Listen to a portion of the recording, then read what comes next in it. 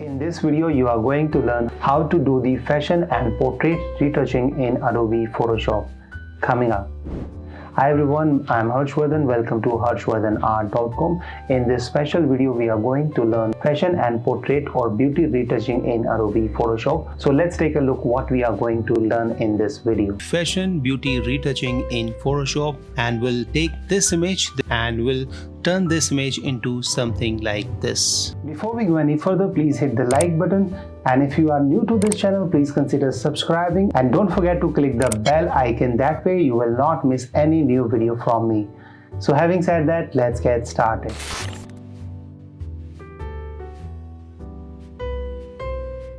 And now let's work on the eye bags. So over here you can see these eye bags are too much visible, so let's work on them.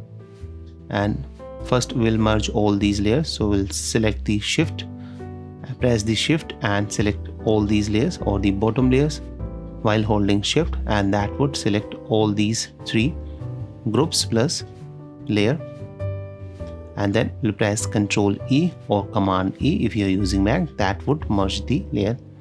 So this is the destructive editing. I'm not suggesting you do it, but unless you don't want to go back and change anything, you can do this, alright? Because I'm doing it because it saves my RAM. So let's create a new blank layer.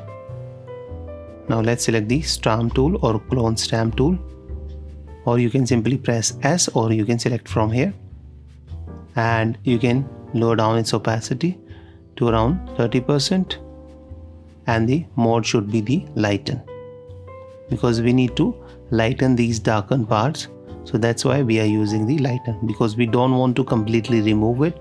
We want to just lighten it or fade it up so that it looks natural, because if we'll completely remove it, that would look the face weird, or that would make the face look weird.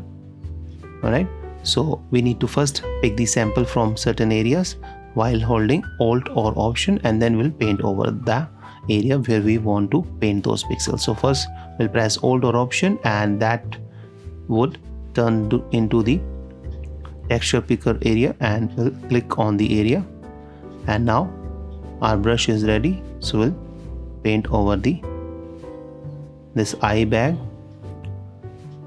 and you will see we have just lightened it. If you think that you have overdone it or it's too much, you can always go back while pressing Ctrl Z or Command Z, and then you can even lower down the opacity of this layer. Alright, now thereafter take the sample from other area. So I'm just changing the opacity to 20%. If you press 2 on your keyboard, that would change it to the 20%. So I'll again paint over that area or on the other areas, like over here in the corner and on this eye as well. So I'll pick the sample by pressing and holding Alt or Option and clicking on the area, and then I'll paint on the eye bags. Alright, so now you can see we have just lightened it slightly, and see the difference by turning this on and off. So this was before and this is after.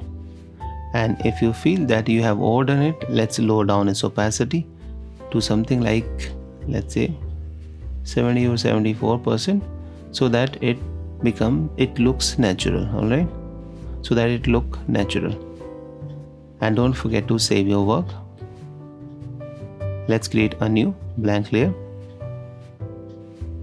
and let's try to use the spot healing brush. So how people do it? So with the spot healing brush, we'll paint on this line, and you can see you will get this kind of a result. Alright, so which is obviously not natural. So this is with the spot healing brush tool, and this is with the clone stamp tool. So this one looks natural and this one looks much better. Alright, so let me delete that layer, select both of these layers and press Ctrl E, Command E to merge them together.